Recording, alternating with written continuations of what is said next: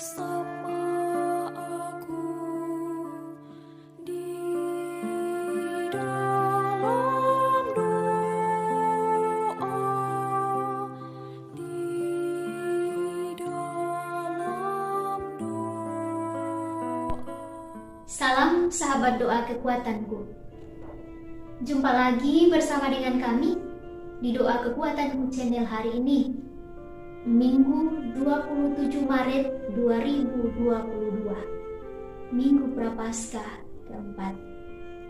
Sapaan Tuhan hari ini diambil dari Injil Lukas bab 15 ayat 1 sampai 3, dilanjutkan ayat 11 sampai 32.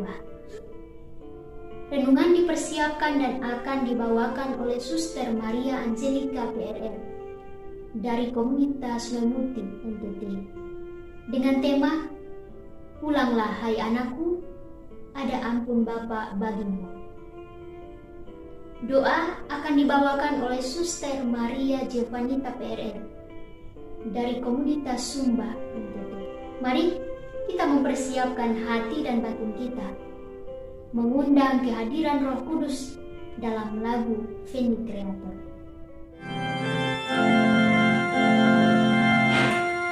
Datanglah aroma Roh Kudus, masuki hati umatmu, sirami jiwa yang layu dengan embun kurniamu. Roh cinta Bapa dan Putra, taburkanlah cinta mesra dalam hati manusia, cinta anak pada Bapa. Datanglah aroma Roh Kudus, bentara cinta Sang Kristus, tolong kami jadi saksi, membawa agenda ilahi di api angin taufan, lambang Roh Kudus yang datang, muka bumi dibarui oleh Sang Pembaru ini. Dalam nama Bapa dan Putra dan Roh Kudus. Amin. Utuslah Roh-Mu ya Tuhan, maka semuanya akan dijadikan lagi, dan Engkau akan membaharui muka bumi. Marilah berdoa. Allah Bapa kami, melalui Yesus Kristus Putra-Mu, Engkau telah membuka hati kami untuk melihat kasih setia-Mu. Kami mohon, berilah kami hati yang hidup untuk mendengarkan sabda Putra-Mu, serta berilah kami mata yang baru agar dapat memandangnya sebagai juru selamat yang akan membebaskan kami dari kegelapan dosa. Sebab Dialah pengantara kami bersama Bapa dan Roh Kudus, hidup dan berkuasa sepanjang segala masa. Amin. Sapaan Tuhan hari ini diambil dari Injil Lukas bab 15 ayat 1 sampai 3, dilanjutkan ayat 11 sampai dengan 32. Para pemungut cukai dan orang-orang berdosa biasanya datang kepada Yesus untuk mendengarkan Dia. Maka bersungut-sungutlah orang-orang Farisi dan ahli-ahli Taurat, katanya, Ia menerima orang-orang berdosa dan makan bersama-sama dengan mereka. Lalu Ia mengatakan perumpamaan ini kepada mereka. Ada seorang mempunyai 2 orang anak laki-laki. Kata yang bungsu kepada ayahnya, Bapa, berikanlah kepadaku bagian harta milik kita yang menjadi hakku. Lalu ayahnya membagi-bagikan harta kekayaan itu di antara mereka. Beberapa hari kemudian anak bungsu itu menjual seluruh bagiannya itu, lalu pergi ke negeri yang jauh. Di sana ia memboroskan harta miliknya itu dengan hidup berfoya-foya. Setelah dihabiskannya semuanya, timbullah bencana kelaparan di dalam negeri itu, dan ia pun mulai melarat.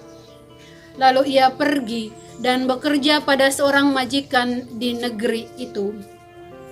Orang itu menyuruhnya ke ladang untuk menjaga babinya. Lalu ia ingin mengisi perutnya dengan ampas yang menjadi makanan babi itu. Tetapi tidak seorang pun yang memberikan kepadanya. Lalu ia menyadari keberadaan dirinya, katanya, "Betapa banyaknya orang upahan Bapakku yang berlimpah-limpah makanannya, tetapi aku di sini mati kelaparan. Aku akan bangkit dan pergi kepada Bapakku dan berkata kepadanya, Bapa, aku telah berdosa terhadap surga dan terhadap Bapa. Aku tidak layak lagi disebutkan anak Bapa. Jadikanlah aku sebagai salah seorang upahan Bapa." Maka bangkitlah ia dan pergi kepada bapanya. Ketika ia masih jauh, ayahnya telah melihatnya, lalu tergeraklah hatinya oleh belas kasihan. Ayahnya itu berlari mendapatkan dia, lalu merangkul dan mencium dia.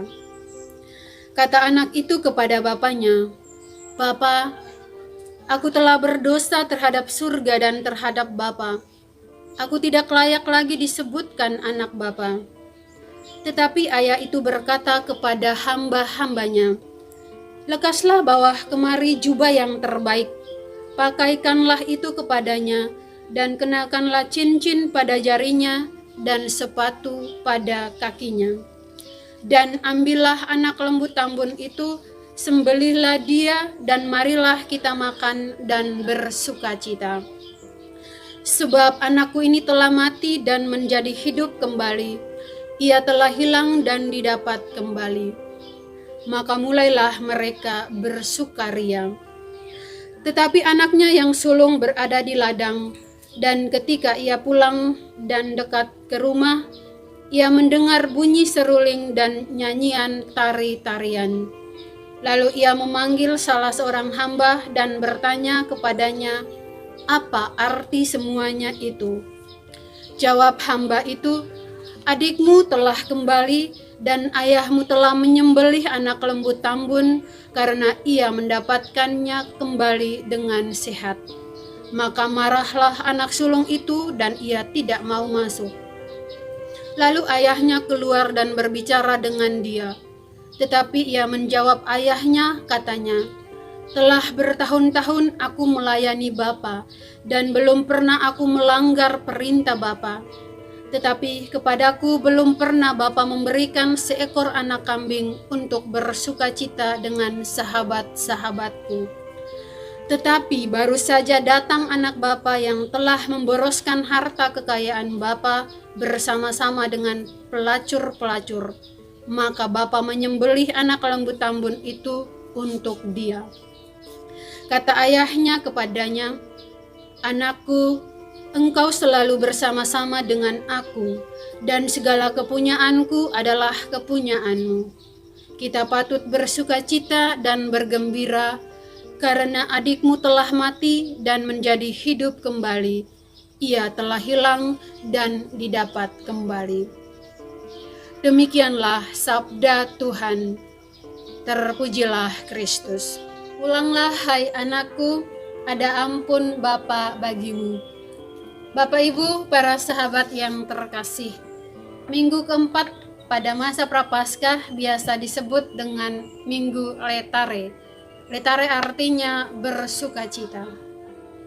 Merenungkan kisah Injil pada hari Minggu Prapaskah yang keempat mungkin sudah tidak asing lagi bagi kita masing-masing. Kisah sang bapa dan kedua anaknya, si bungsu dan si sulung, merupakan kisah yang syarat makna dan nilai yang dapat kita pelajari, dan setidaknya ada nilai-nilai baik yang mesti kita wujudkan di dalam kehidupan kita sebagai anak-anak Bapa di surga. Baiklah, mari kita berefleksi bersama dari 3 tokoh dalam kisah Injil pada hari ini. Yang pertama, tokoh Bapa merupakan gambaran Allah Bapa di surga yang berbelas kasih kepada manusia yang berdosa. Tokoh yang kedua, anak sulung, merupakan gambaran orang Farisi dan ahli Taurat. Tokoh yang ketiga adalah anak bungsu yang merupakan gambaran orang-orang berdosa yang bangkit dari keberdosaannya dan kembali bertobat. Para sahabat yang terkasih, Allah sungguh mengasihi manusia karena Allah adalah kasih. Tuhan tidak ingin segala yang diciptakannya itu hilang. Sejauh mana kita pergi meninggalkan Tuhan, Dia akan menantikan kita pulang kembali kepadanya. Itulah Tuhan yang Maha Kasih. Dalam kisah Injil yang diceritakan pada hari ini bahwa sang ayah ketika melihat si bungsu dari kejauhan, tergeraklah hatinya oleh belas kasihan. Ayahnya berlari mendapatkan dia, lalu merangkul dan mencium dia. Selanjutnya Bapa berkata kepada hamba-hambanya, "Lekaslah bawa kemari jubah yang terbaik, pakaikanlah kepadanya. Kenakanlah cincin pada jarinya dan sepatu pada kakinya. Dan ambillah lembu tambun, sembelihlah dan mari kita makan dan bersukacita." Inilah puncak kasih Bapa yang membuat si bungsu bersukacita. Sebab anakku ini telah mati dan menjadi hidup kembali, ia telah hilang dan didapat kembali. Demikianlah begitu besar kasih Bapa kepada manusia berdosa yang bertobat. Bapak Ibu, para sahabat yang terkasih, refleksi kisah Injil ini ternyata kedua anak ini hilang. Merenungkan si anak sulung, kita akan semakin menyadari betapa keadaan hilang ini berakar di dalam diri kita dan betapa sulit untuk kembali ke rumah.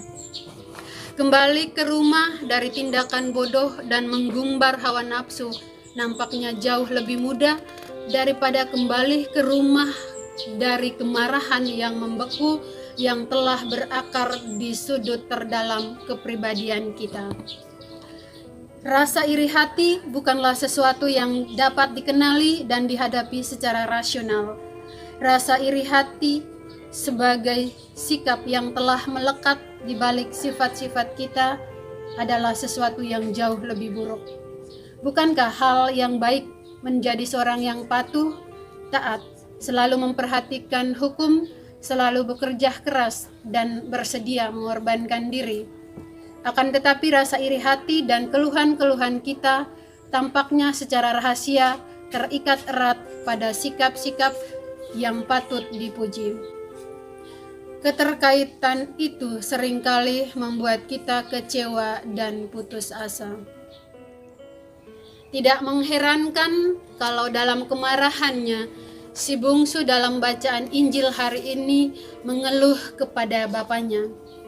Telah bertahun-tahun aku melayani Bapa, tapi belum pernah Bapa menyembelih seekor kambing untuk bersukacita bersama sahabat-sahabatku.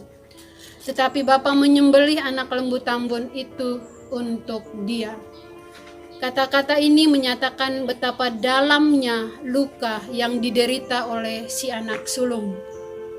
Harga dirinya dilukai secara menyakitkan oleh kegembiraan bapaknya, dan kemarahan menghalangi dia untuk menerima adiknya yang kembali itu sebagai saudaranya. Dengan menggunakan kata anak bapa, ia mau mengambil jarak dengan saudaranya dan juga bapaknya. Di sini kita melihat betapa jauhnya si anak sulung menghilang. Ia menjadi asing di rumahnya sendiri. Bapak Ibu, para sahabat yang terkasih, sebagai manusia yang lemah dan rapuh, keberdosaan diri kita pada suatu titik akan membawa kita sadar untuk kembali memperbaharui diri kita.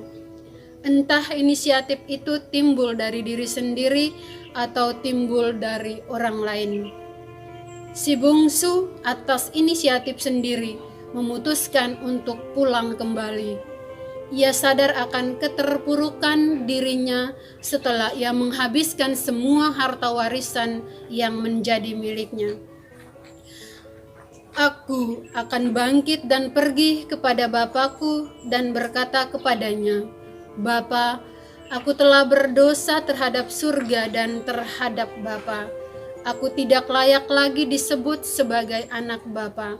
Jadikan aku sebagai salah seorang upahan Bapa.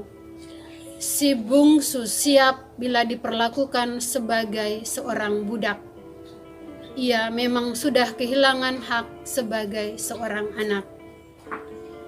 Bapak Ibu para sahabat yang terkasih, perumpamaan hari ini tidak hanya menceritakan kembalinya si anak yang hilang, tetapi lebih daripada itu, yakni perumpamaan tentang kasih Sang Bapa, kasih yang selalu menyambut, menerima, mengampuni, dan memaafkan. Sikap dan karakter Allah ini hendaknya juga menjadi bagian dari karakter kita. Ada sepenggal lagu sekolah minggu demikian. Pulanglah anakku, Bapa rindu berseru. Pulanglah hai anakku, ada ampun Bapa bagimu. Marilah kita menanggapi panggilan Tuhan untuk kembali dan bertobat dari dosa-dosa kita. Semoga. Marilah kita mengungkapkan doa-doa permohonan kita. Bagi gereja Allah. Ya Bapa, doronglah gerejamu agar tak henti-hentinya mewartakan kabar kebangkitan Kristus dan kebangkitan semua orang beriman. Marilah kita mohon. Kabulkanlah doa kami ya Tuhan. Bagi keluarga-keluarga Kristiani. Ya Bapa, sadarkanlah kiranya Bapa dan Ibu akan tugas dan tanggung jawab mereka dalam pembinaan anak-anaknya menuju kedewasaan. Marilah kita mohon. Kabulkanlah doa kami ya Tuhan. Bagi para pemimpin gereja, semoga Allah Bapa Maha Bijaksana memberkati para pemimpin gereja agar selalu ramah dan bijaksana seperti Kristus dalam menggembalakan umat yang tengah bersiarah menuju jalan keselamatannya. Marilah kita mohon. Kabulkanlah doa kami ya Tuhan. Bagi para pejabat pemerintahan, semoga Allah Bapa yang Maha Baik memberikan terang sinar kasih-Nya bagi para pejabat pemerintahan kita, sehingga mereka dengan giat mengusahakan segala sesuatu yang diperlukan untuk memajukan kesejahteraan rakyat. Marilah kita mohon. Kabulkanlah doa kami ya Tuhan. Marilah kita hening sejenak untuk menyampaikan doa-doa permohonan kita masing-masing.